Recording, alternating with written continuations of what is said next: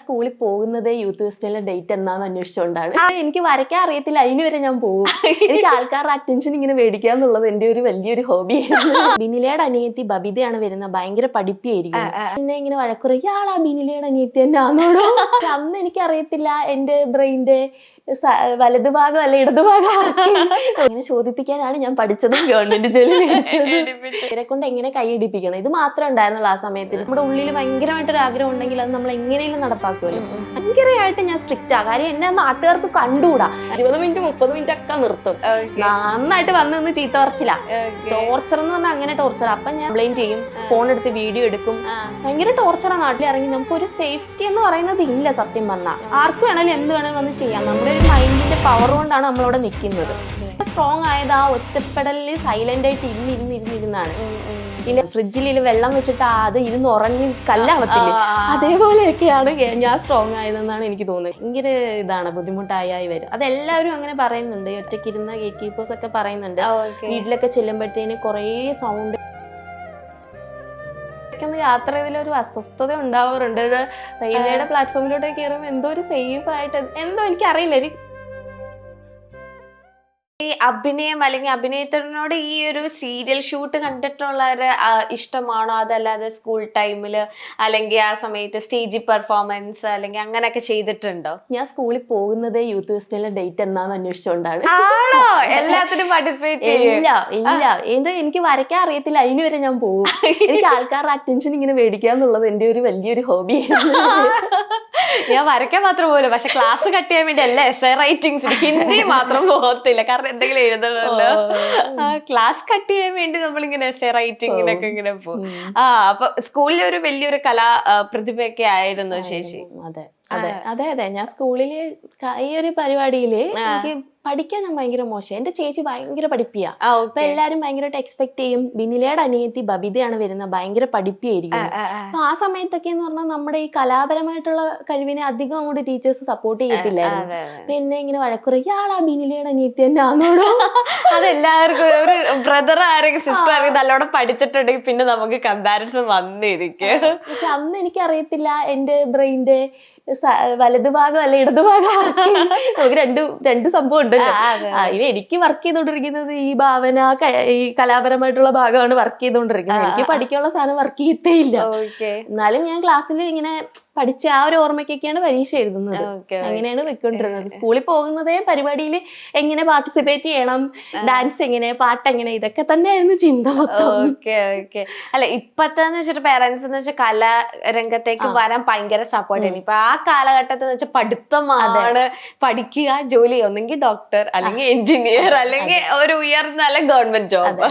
ഇത് മൂന്നുമാണ് പാരന്റ്സിന്റെ ലക്ഷ്യം. പക്ഷെ ഇപ്പൊ കുറെ കൂടെ ചിന്താഗതി മാറി തുടങ്ങിയിട്ടുണ്ട്. പക്ഷെ ചേച്ചിയുടെ ചിന്താഗതി മാറിയിട്ടില്ല. എപ്പോഴും കുട്ടികൾ പഠിക്കണം എന്ന് ആഗ്രഹമുള്ള കൂട്ടത്തിലാന്ന് തോന്നുന്നു. അത് എന്റെ കുട്ടികളെന്ന് വെച്ചാൽ അവർക്ക് ഇങ്ങനെ കലാപരമായിട്ടുള്ള വലിയ കഴിവ് ഉണ്ടെങ്കിലും അവർ പ്രകടിപ്പിക്കുന്നില്ല. അവർക്ക് അത് ചെയ്യണം, സ്റ്റേജിൽ കയറണം എന്നുള്ള ആഗ്രഹം ഇല്ല. എനിക്ക് സങ്കടം എന്റെ പിള്ളേരെ കാണുമ്പോ. ഓരോ പിള്ളേർക്കൊക്കെ ഭയങ്കര ആഗ്രഹമല്ലേ, പക്ഷെ ഇവർക്ക് അത് ഇങ്ങനെ ഒരു ആഗ്രഹം ഇല്ല. അപ്പൊ ഞാൻ അവരുടെ അടുത്ത് പറയും, പഠിക്കണം.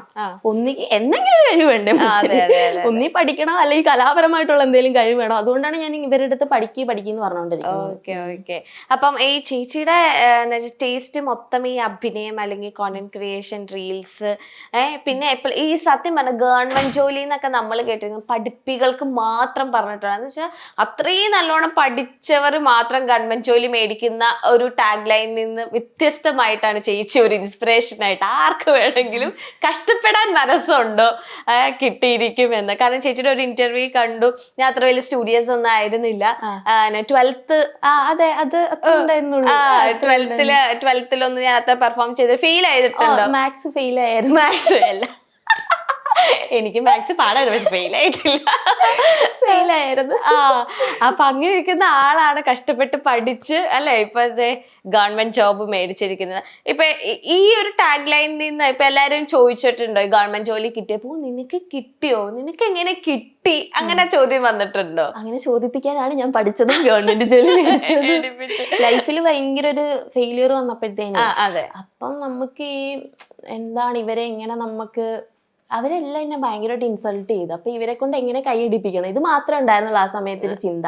പക്ഷെ ജോലിയിൽ കയറി കഴിഞ്ഞാൽ പിന്നെ എന്താണ് ലൈഫ് എന്നൊന്നും ചിന്തിക്കുന്നില്ല. പിന്നെ ഒരു സേഫ് ആയിട്ടുള്ള ഒരു പ്ലേസ് എനിക്ക് പോകണം. ആ സമയത്ത് കുറെ ഇഷ്യൂസ് ഉണ്ടായിരുന്നു, ഫാമിലി ഹസ്ബൻഡിൽ നിന്നൊക്കെ കുറെ ഇഷ്യൂസ് ഉണ്ടായിരുന്നു. അപ്പം അങ്ങനെ ഞാൻ ഭയങ്കരമായിട്ട് അമിതമായിട്ട് എന്താ പറയാ, നമ്മുടെ ഉള്ളിൽ ഭയങ്കരമായിട്ടൊരു ആഗ്രഹം ഉണ്ടെങ്കിൽ അത് നമ്മൾ എങ്ങനെയും നടപ്പാക്കുമല്ലോ. അങ്ങനെ നടപ്പാക്കിയതാണ് ഗവൺമെന്റ് ജോലി. ഈ ചിലവർക്കൊക്കെ എന്ന് വെച്ചിട്ടുണ്ടെങ്കിൽ കുറ്റം പറയാൻ ഭയങ്കര ഡൗൺ ആയിപ്പോ, 4 സൈഡിൽ നിന്ന് ആൾക്കാർ കുറ്റം പറയാ, അല്ലെങ്കിൽ മെന്റലി ഡൗൺ. പക്ഷെ ചേച്ചിനെ അത് സ്ട്രോങ് ആക്കുന്ന ഒരു എന്താ ക്യാപ്സ്യൂൾ ആയിരുന്നു. ഓരോ പ്രാവശ്യം കുറ്റം കേൾക്കുന്നോറും അല്ലെങ്കിൽ ഒരേ പ്രാവശ്യം കുറ്റപ്പെടുത്തുമ്പോൾ അത് വാശിയല്ലേ ചേച്ചിയിൽ വർദ്ധിപ്പിച്ചോണ്ടിരുന്നത്. എനിക്ക് ഇപ്പോഴായാലും എന്നെ ആരെങ്കിലും കുറ്റം പറയുമ്പോഴേ ഞാൻ വർക്ക് ചെയ്യത്തുള്ളൂ. എല്ലാരും ക്ലാപ്പ് ചെയ്ത് വിടുവാണെങ്കിൽ ഞാൻ ഇങ്ങനെ ഉഴപ്പിയടിച്ചിരിക്കും. പക്ഷെ കുറ്റം കേട്ടാ എനിക്ക് പിന്നെ ഇരിക്കപ്പുറതി കാണത്തില്ലേ, വർക്ക് ചെയ്യും. പിന്നെ ഭയങ്കര വാശിയാണ്. പക്ഷെ ചേച്ചി അപ്പൊ പിന്നെ പേടിക്കണ്ട, എപ്പോഴും കുറ്റം പറഞ്ഞിട്ട് ആരെങ്കിലൊക്കെ. എനിക്ക് സത്യം പറഞ്ഞാൽ യൂട്യൂബിൽ വന്നിട്ട് എനിക്ക് ഇങ്ങനെ ഹേറ്റേഴ്സ് ഭയങ്കര കുറവാ, ആരും ഇങ്ങനെ കുറ്റം പറയത്തൊന്നുമില്ല. പക്ഷെ എനിക്ക് എങ്ങനെയെങ്കിലും ഒരു 2-3 കമന്റ്സ് നെഗറ്റീവ് വരുമ്പോഴത്തേന് ഞാൻ പിന്നെ നന്നായിട്ട് കുറച്ചും കൂടി വർക്ക് ചെയ്യും. ഈ എന്താ ഈ ചേച്ചി ആയിട്ടുള്ള എന്ന് വെച്ചാൽ സിസ്റ്റർ ഇപ്പം ഗവൺമെന്റ് ജോബാണ് മേടിച്ചത്. അപ്പൊ ചേച്ചിയുടെ ലൈഫിൽ ഒരുപാട് പ്രോബ്ലംസ് അപ്പൊ നടന്നുകൊണ്ടിരിക്കുകയായിരുന്നു. അപ്പൊ ആ ഒരു ടൈമിൽ നിങ്ങൾ തമ്മിലുള്ള കമ്പാരിസൺ ഒക്കെ ഭയങ്കരമായിട്ട് അനുഭവിച്ച വ്യക്തിയാണോ ചേച്ചി? അങ്ങനെ സിസ്റ്ററിനെ വെച്ച് കമ്പയർ, കാരണം ചേച്ചി ഓൾറെഡി നല്ലോണം പഠിക്കുന്നു, ഗവൺമെന്റ് ജോബ് കിട്ടി. അപ്പൊ നമ്മുടെ ഇവിടെ ജസ്റ്റ് ഇങ്ങനെ എന്താ പറയാ കര കയറുന്നുള്ള, ചേച്ചിക്ക് ആഗ്രഹങ്ങളും വാശികളൊക്കെ വന്ന് തുടങ്ങുന്നുള്ളൂ. അപ്പൊ ആ ഒരു ടൈമിൽ എങ്ങനെയായിരുന്നു ചേച്ചി സർവൈവ് ചെയ്തത്? ഒരിക്കലും എന്നെ കമ്പയർ ചെയ്തിട്ടൊന്നുമില്ല എന്റെ ഫാമിലിന്നാരും. പിന്നെ ഞാൻ ചെയ്തു കൂട്ടുന്ന ഓരോരോ കൊള്ളരുതായ്മകൾ കാരണം കുറ്റം പറയും, വഴക്ക് പറയും, അടിക്കുക വരെ ചെയ്യും. ഇപ്പോഴും എന്റെ അമ്മ എന്നെ അടിക്കാറുണ്ട് എന്തെങ്കിലുമൊക്കെ കാണിക്കുകയാണെങ്കിൽ. അപ്പൊ അങ്ങനെ. പക്ഷെ എന്റെ ചേച്ചി ഭയങ്കര സപ്പോർട്ടീവ് ആയിരുന്നു. ചേച്ചിയായിരുന്നു എന്റെ ഇൻസ്പിറേഷൻ. കാര്യം അവൾക്ക് ആ ഒരു ഗവൺമെന്റ് ജോലി കിട്ടിയപ്പം പിന്നെ അവള് നമ്മുടെ ഒരു ഫാമിലി ഫംഗ്ഷനിൽ ഇപ്പൊ ഗവൺമെന്റ് ജോലി ഇല്ലാത്തപ്പോ വന്ന എങ്ങനെ, ആ ജോലി മേടിച്ചതിന് ശേഷം വന്ന എങ്ങനെ എന്നുള്ളൊരു ഡിഫറൻസ് എനിക്ക് മനസ്സിലായി. അപ്പൊ ഇവരെ എങ്ങനെ കൊണ്ടുവരാന്നുള്ളത് ഞാൻ ചിന്തിച്ചപ്പോ ഗവൺമെന്റ് ജോലി ആണ് ഒരു അടിപൊളി സൊല്യൂഷൻ എനിക്ക് തോന്നിയിട്ട് ഞാൻ നന്നായി വർക്ക് ചെയ്തത്. ആക്ച്വലി പോലീസ് ആകണം എന്ന് ആഗ്രഹിച്ചാണ് പഠിച്ചതല്ലേ? കാക്കി യൂണിഫോമത്തിനോടായിരുന്നു താല്പര്യം. അത് പിന്നെ എങ്ങനെ റെയിൽവേയിലേക്ക് ഒരു പോസ്റ്റിങ്ങും കാര്യങ്ങളും, ആ ജേർണി എങ്ങനെയായിരുന്നു? അത് ഞാന് പോലീസിന്റെ ലിസ്റ്റിൽ വന്നിട്ടുണ്ട്. പക്ഷെ എനിക്ക് ഫിസിക്കല് എനിക്ക് കിട്ടത്തില്ലായിരുന്നു. നല്ല മാർക്കോടുകൂടി പോലീസിന്റെ എല്ലാം പാസ്സാവും. പക്ഷെ ഫിസിക്കല് പോകുമ്പോഴത്തേന് ഞാൻ ഫെയിൽ ആയി പോവായിരുന്നു. അങ്ങനെ പോയോ? ഫിസിക്കലിന് പോയായിരുന്നു. അവസാനം അത് ഫെയിലായി. അങ്ങനെ ഭയങ്കര വിഷമം. ഫിലിമിൽ കാണുന്ന പോലെ ഇങ്ങനെ ഓടിച്ചാടി കേറണം അങ്ങനെയൊക്കെ ഉണ്ടോ ലേഡീസിന്? അങ്ങനെയൊക്കെ തന്നെ ഭയങ്കര നല്ല 7 എണ്ണം ഓങ്ങാണ്ടുണ്ട്. 7 എണ്ണത്തിൽ 5 എണ്ണം നമ്മൾ പാസ്സാവണം. അതിലെ ഏറ്റവും ടാസ്ക് കുറഞ്ഞ നമ്മളെ ഈ ഒരു ത്രോബോളോ അങ്ങനെ അതുപോലും എനിക്ക് എടുക്കാൻ പറ്റില്ല. ഷോർട്ട് പുട്ട് അതുപോലെ എനിക്ക് എടുക്കാം. അപ്പൊ എനിക്ക് മനസ്സിലായി ഇത് നമ്മളെ കൊണ്ട് പറ്റുന്ന പരിപാടിയല്ല. പിന്നെയാണ് റെയിൽവേ എന്ന് പറഞ്ഞൊരു വന്നത്. അപ്പൊ റെയിൽവേ വന്നപ്പോഴത്തേന് എന്താ പറയാ, നമ്മള് കേരള PSCയുടെ ജോലി മേടിക്കുന്നതിലും അടിപൊളിയാണെന്നാണ് എല്ലാരും പറഞ്ഞത്. പിന്നെ കുറച്ച് നാള് നമ്മൾ മാറി നിൽക്കേണ്ടി വരും. ശരി, ഓക്കെ, അവിടെ കുറച്ച് നാൾ നിന്നിട്ട് ട്രാൻസ്ഫർ കിട്ടുമല്ലോ എന്ന് ഓർത്തിട്ട് അതങ്ങ് ചൂസ് ചെയ്തു. അങ്ങനെ അങ്ങ് പോയി. അങ്ങനെ ചെയ്തത്. ഈ റെയിൽവേയിൽ ജോലി ഭയങ്കര സുഖകരമാണ് അല്ലെങ്കിൽ ഭയങ്കര രസമാണ്? ഒന്നുമില്ല. ഇപ്പം ചേച്ചി ഇപ്പൊ നോക്കുന്നത് ഗേറ്റ് കീപ്പറിന്റെ ആണ്. എന്താ സിഗ്നൽ കിട്ടൂലേ, അതൊന്ന് ജസ്റ്റ് ഒന്ന് സ്വിച്ച് അമർത്തി അത് വെക്കൂലേ, അങ്ങനെയൊക്കെയാണ് പുറമേ നിന്ന് കേൾക്കുന്നത്. യഥാർത്ഥത്തിൽ എങ്ങനെയുണ്ട് റെയിൽവേ ജീവിതം? റെയിൽവേ ജീവിതം എന്ന് വെച്ച് കഴിഞ്ഞാല് അത് എന്താ പറയാ, ഞാന് ട്രാക്ക് മെയിൻറ്റൈനർ ആയിട്ടാണ് കേറുന്നത്.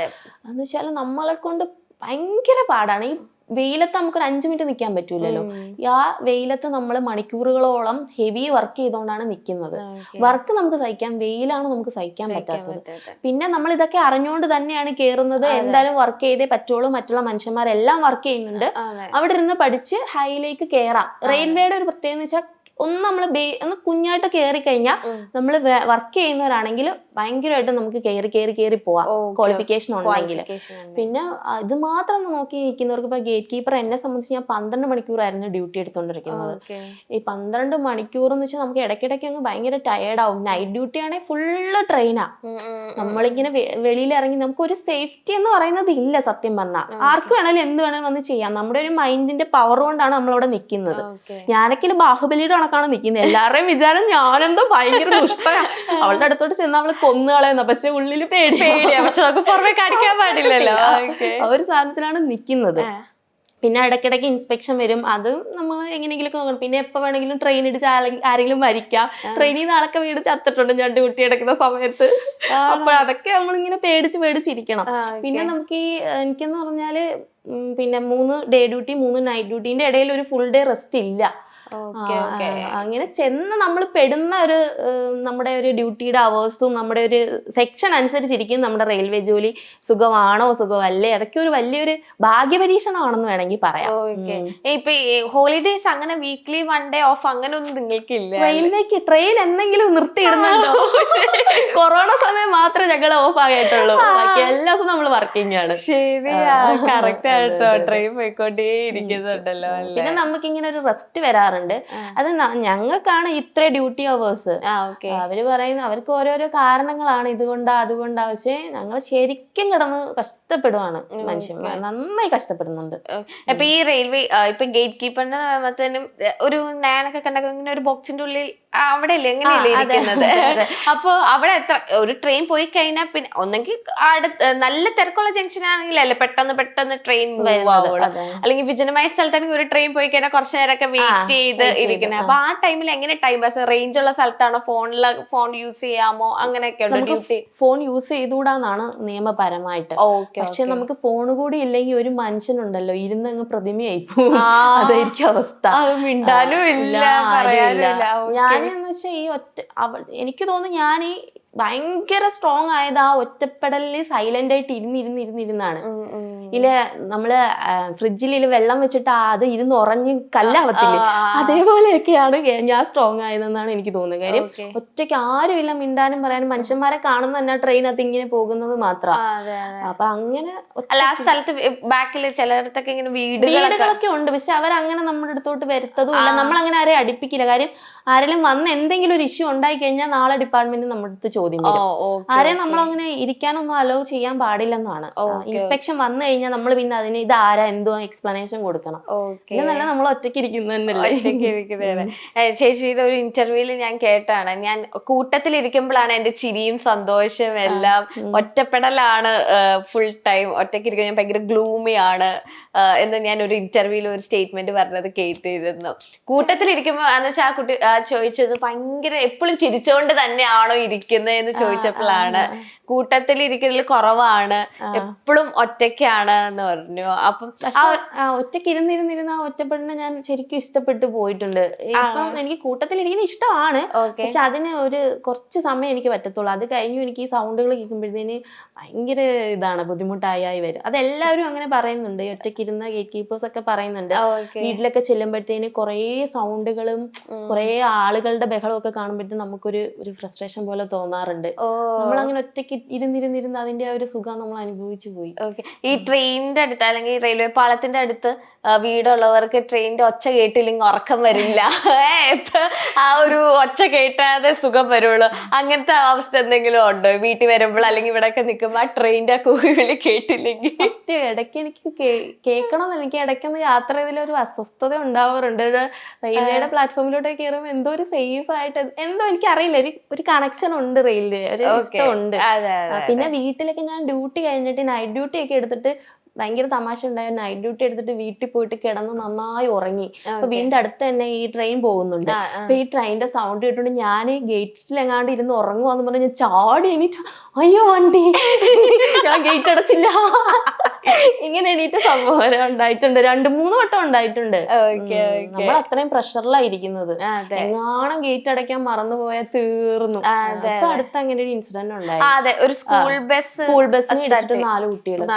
ഞാൻ ഭയങ്കരമായിട്ട് ഞാൻ സ്ട്രിക്റ്റ് ആ. കാര്യം എന്നെ നാട്ടുകാർക്ക് കണ്ടുകൂടാ.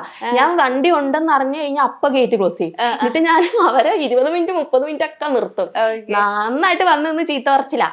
ടോർച്ചർ എന്ന് പറഞ്ഞാൽ അങ്ങനെ ടോർച്ചർ. അപ്പൊ ഞാൻ നന്നായിട്ട് തിരിച്ച് കണ്ണൂരുട്ടി ദേഷിച്ചൊക്കെ ഇങ്ങനെ നിൽക്കും. ഞാൻ കംപ്ലൈന്റ് ചെയ്യും, ഫോൺ എടുത്ത് വീഡിയോ എടുക്കും.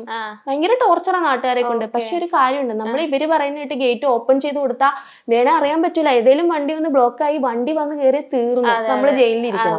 ജയിലിലിരിക്കുന്നതിനെക്കാട്ടി സഹിക്കാൻ ആളുകളുടെ ജീവനാണ്. അപ്പൊ ഞാൻ അത്രയും ശ്രദ്ധിച്ചാണ് ഞാൻ ഡ്യൂട്ടി എടുത്തോണ്ടിരുന്നത്. ഇപ്പൊ ഒന്നാമത് തമിഴ്നാട്ടിലാണ് വർക്ക് ചെയ്യുന്നത്. ഇപ്പൊ കേരളത്തിലാണെങ്കിൽ നമ്മുടെ നാട് അല്ലെങ്കിൽ നമ്മുടെ ഭാഷയിൽ സംസാരിച്ച അല്ലെങ്കിൽ കുറച്ചും കൂടെ നമുക്കൊരു ടെൻഷൻ ഫ്രീ ആവൂല. ഇതിപ്പോ അന്യ നാട്ടിൽ പോകുമ്പം അവിടത്തെ ആൾക്കാര് എന്താ ചെയ്യ, ഭയങ്കര കോമഡിയാണ് എന്റെ തമിഴായിട്ട് ഓടും. അതാ ഞാൻ ചോദിച്ചു തമിഴിൽ എങ്ങനെ പിടിച്ചു നിൽക്കുന്നു. തമിഴിൽ ഒരു 3-4 സെന്റൻസ് ഒക്കെ ഒന്ന് പറഞ്ഞത് ആൾക്കാർ ഇപ്പൊ ഗേറ്റ് തുറക്കുന്നു ഞാൻ ഒച്ചപ്പാടുണ്ടാക്കുക എങ്ങനെയായിരിക്കും തമിഴിൽ എന്നെ പറഞ്ഞ് കൂളാക്കുന്നത്. ഇവരെന്താ ചെയ്യുന്ന വെച്ചാൽ വണ്ടി കൊണ്ടുവന്ന് അങ്ങോട്ട് ഗേറ്റ് അടച്ചിട്ടേ കാണത്തുള്ളൂ, ഇവര് വന്നിട്ടേ ഉണ്ടാകത്തുള്ളൂ. എന്താ പക്കം വണ്ടി എന്താ പക്കാന എന്നാ വെയിറ്റ് പണിങ്ക ഞാൻ പറ നോക്കിക്കോ അങ്ങനെ അവിടെ പോയി റിപ്പോർട്ട് ചെയ്യും, നീ എന്നെ വെള്ളം പണിങ്ക. അയ്യോ ഭയങ്കര ഈ എന്നിട്ട് അവര് പറയും അന്ത പൊണ്ണുതാ വേല ടോർച്ചർ ആർക്ക് ഇങ്ങൊരു തൊട്ടി പോട്ടിങ്കേ പഠിക്കാം. ഓപ്പണേ പണ്ട സത്യം ഞാൻ തുറക്കത്തേൽ എനിക്ക് ഭയങ്കര പേടിയാണ്. ഞാൻ എപ്പോഴും നൈറ്റ് ഡ്യൂട്ടി ആയാലും ഒരു ചെയർ വലിച്ച് അവിടെ വെളിയിൽ ഇരുന്നിട്ട് ഒരു കോഫി എടുത്തിട്ട് ഇങ്ങനെ കുടിച്ച് ഇങ്ങനെ ഇരിക്കും. ചിലപ്പോഴൊക്കെ മഴയൊക്കെ ഉള്ളപ്പോഴാണ് അകത്ത് കയറുന്നത്. അകത്ത് കയറി ഇങ്ങനെ കാണുന്ന മയങ്ങിപ്പോയാ ഭയങ്കര ടെൻഷനാ. ആ ഫോണിന്റെ റിങ് കേൾക്കുമ്പോഴേ നെഞ്ചു ശരീരം എല്ലാം അങ്ങ് തളരും, പേടിയാ. എങ്ങനെയായിരിക്കും നിങ്ങളുടെ സിഗ്നൽ? എങ്ങനെയായിരിക്കും? സിഗ്നൽ ഗേറ്റ് അല്ല, അതാ ഇത്രയും ടെൻഷൻ. സിഗ്നൽ ആണെങ്കിൽ നമുക്ക് സിഗ്നൽ ഇട്ട് കഴിഞ്ഞാൽ വണ്ടി അവിടെ നിൽക്കും. പക്ഷെ സിഗ്നൽ ഗേറ്റ് അല്ലാത്തടത്ത് വണ്ടി ത്രൂ വരും. നമ്മുടെ ഗേറ്റ് ക്ലോസ് ആണോ ഓപ്പൺ ആണോ ചിലപ്പോ ലോക്കോ പൈലറ്റിന് കാണാൻ പറ്റൂല. അത്രയും ഡിസ്റ്റൻസിലാണെങ്കിലേ ചിലപ്പോ അവർ ചിലപ്പോ ശ്രദ്ധിക്കത്തുമില്ല. ആക്സിഡന്റ് ഭയങ്കരമായിട്ട് കൂടാനുള്ള എപ്പോഴും പേടിയാണ്, ഭയങ്കര റിസ്കി റിസ്ക്കാണ്. എപ്പോഴും പേടിയാ. നൈറ്റ് ഡ്യൂട്ടിക്ക് പോകുമ്പോ ഞാൻ എന്നോട് തന്നെ കണ്ണാടി നോക്കിയിട്ട് പറയും നൈറ്റ് ഡ്യൂട്ടിക്ക് പോകുക സൂക്ഷിക്കണം, അല്ലെ ജയിലിൽ കിടക്കേണ്ടി വരും. അതെ. ഈ സാധാരണ ഒരുപാട് ട്രോൾസിലും മൂവീസിലൊക്കെ ഇങ്ങനെ കാണാൻ ഗവൺമെന്റ് ജോലി സുഖല്ലേ, പെൻഷൻ പറ്റാൻ ജീവിതകാലം മൊത്തം ഫുൾ സെക്യൂർഡ് ആണ്. ലൈഫിൽ ഒന്നും ചെയ്യാത്തവർക്ക് പറ്റിയ വേറൊന്നും ചെയ്യാൻ ആഗ്രഹം ഇല്ലാത്തവർക്ക് പറ്റിയ സേഫ് സോൺ ആണ് ഗവൺമെന്റ് ജോലി എന്ന് വേണമെങ്കിൽ എനിക്ക് പറയാം. ചിലപ്പോ എന്നെ കുറെ പേര് ചീത്ത പറയായിരിക്കും. എനിക്ക് അങ്ങനെ തോന്നിയത് കാര്യം എനിക്ക് ഒരുപാട് ആഗ്രഹമുള്ള ഒരാളാണ്. ഇനിയും ഒരുപാട് കാര്യങ്ങൾ പഠിക്കണമെന്നുണ്ട്, ഒരുപാട് കാര്യങ്ങൾ എക്സ്പീരിയൻസ് ചെയ്യണമെന്നുണ്ട്. പക്ഷെ എന്നെ ഇങ്ങനെ ചങ്ങലയ്ക്ക് കെട്ടി ഇവിടെ ഇട്ടിരിക്കുക. ഇപ്പോഴും വീട്ടിൽ ഞാൻ ഇപ്പൊ കുറച്ചാളുകൊണ്ട് ആബ്സെന്റ് ആയിട്ട് നിൽക്കുക. അപ്പൊ വീട്ടില് ജോബിന് ബ്രേക്ക് എടുത്ത് ഇപ്പൊ വീണ്ടും ആബ്സെന്റ് ആയി. കഴിഞ്ഞ വർഷം ഇതേ സമയം കുട്ടികൾക്ക് വെക്കേഷൻ വരുമ്പോ പിന്നെ എന്താ ചെയ്യേണ്ടത്? ഇവര് ലീവ് തരത്തില്ല കറക്റ്റ് ആയിട്ട്. എന്റെ അമ്മയ്ക്ക് സുഖമില്ല. അമ്മമാർക്കാണെങ്കിൽ എപ്പോഴും പറയും ഞങ്ങൾക്ക് മാത്രം അമ്മയില്ല, എന്റെ കൂട്ടുകാർക്ക് എല്ലാം അമ്മയുണ്ട്, പേരന്റ്സ് മീറ്റിങ്ങിന് എല്ലാ അമ്മമാര് വരും, ഞങ്ങൾക്ക് മാത്രം അമ്മയില്ല എപ്പോഴും പറയാം. അപ്പൊ ഈ വെക്കേഷൻ സമയത്തെങ്കിലും നമ്മൾ കൂടെ നിൽക്കണ്ടേ? അപ്പൊ അതുകൊണ്ട് ഞാൻ ലീവ് ചോദിച്ചാൽ തരാത്തോണ്ട് ഞാൻ ശരി എന്നാ ഞാൻ പെട്ടെന്ന് പറഞ്ഞിട്ട് പോരുന്ന വീണ്ടും ആബ്സെന്റ് ആണ്. എത്ര നിങ്ങൾക്ക് എങ്ങനെ എടുക്കാം? ഇങ്ങനെ 1 ഇയർ ആബ്സെന്റ് എടുക്കാം നമുക്ക്. എത്ര മന്ത് വരെ? 1 ഇയർ ഒക്കെ ആബ്സെന്റ് എടുക്കുന്നവരുണ്ട്. നമ്മള് ജോലിന്ന് എടുത്ത് പറിച്ചു കളയാൻ നമുക്ക് പറ്റൂല. നമ്മള് റീസൺ കാണിക്കണം.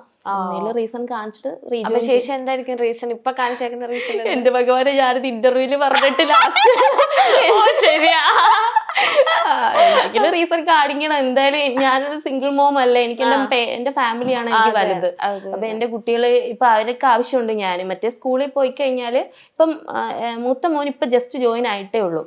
അപ്പൊ അവന്റെ സ്റ്റഡീസും അവന്റെ കാര്യങ്ങളൊന്നും സെറ്റ് ആക്കിയാലേ എനിക്ക് അവിടെ പോയി സമാധാനമായിട്ടിരിക്കാം. അല്ലെ 2 പിള്ളേരുടെ അമ്മ ഇവിടെ ടോർച്ചർ ചെയ്യും. അമ്മയ്ക്കാണെങ്കിൽ ഇടയ്ക്കിടയ്ക്ക് ഓരോ അസുഖം വരുന്നത്. അപ്പൊ അങ്ങനെ മൂത്ത കുട്ടി ഇപ്പൊ എന്താ +1 ജോയിൻ ആയി. +1 ജോയിൻ ആയി. ഓക്കെ.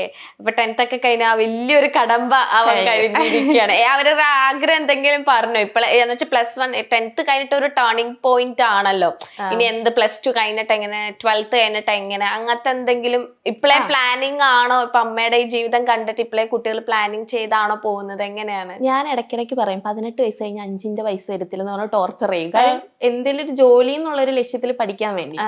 അതുകൊണ്ട് മൂത്താവൻ പറയുന്നുണ്ട് എനിക്ക് +1 +2 2 വർഷം വെറുതെ വേസ്റ്റ് ചെയ്യണ്ടായിരുന്നു, എന്തെങ്കിലും ജോബ് ഓറിയന്റഡ് കോഴ്സ് പഠിച്ചിട്ട് എനിക്ക് ജോലിക്ക് കയറണമായിരുന്നു. എന്നിട്ട് ഓരോന്ന് ചോദിക്കും, അമ്മ ലോക്കോ പൈലറ്റിന് എങ്ങനെ ശമ്പളം, ഗവൺമെന്റ് ജോബ് താല്പര്യമുണ്ട് അങ്ങനെ ചോദിക്കും. ഞാൻ പറയാം എനിക്ക് പട്ടാളത്തിലൊക്കെ വിടാൻ അമ്മയ്ക്ക് ഭയങ്കര ഇഷ്ടം. പക്ഷെ ഞാൻ അത് വേണ്ടെന്ന് പറഞ്ഞു. പോലീസ് ഞാൻ പറഞ്ഞു വേണ്ട, ഭയങ്കര ഇതായി. ഞാൻ പറഞ്ഞു എനിക്ക് ഇഷ്ടമുള്ള എന്താന്ന് വെച്ചാൽ നീ പഠിച്ച് ചേർന്നോ, ഞാൻ ടോർച്ചർ ഒന്നും ചെയ്യത്തില്ല. പക്ഷെ ഒരു ലക്ഷ്യം വെച്ച് വേണം ജീവിതം പോവാൻ. അതിനി പഠിത്തമായാലും ശരി എന്ത് കാര്യമായാലും ഒരു ലക്ഷ്യം വേണം. വെറുതെ ഇങ്ങനെ ഫോണിനകത്ത് കുത്തി ഇങ്ങനെ രസിച്ച് പിള്ളേരുടെ കൂടെ ഇങ്ങനെ പോയി കഴിഞ്ഞാൽ എനിക്ക് ഭയങ്കര ടെൻഷൻ കയറും. എന്താവും. പക്ഷെ കൊള്ളാം, പിള്ളേര് ഇപ്പൊ വന്ന് നല്ല നല്ല മെച്യൂർഡ് ആയിട്ടൊക്കെ സംസാരിക്കും.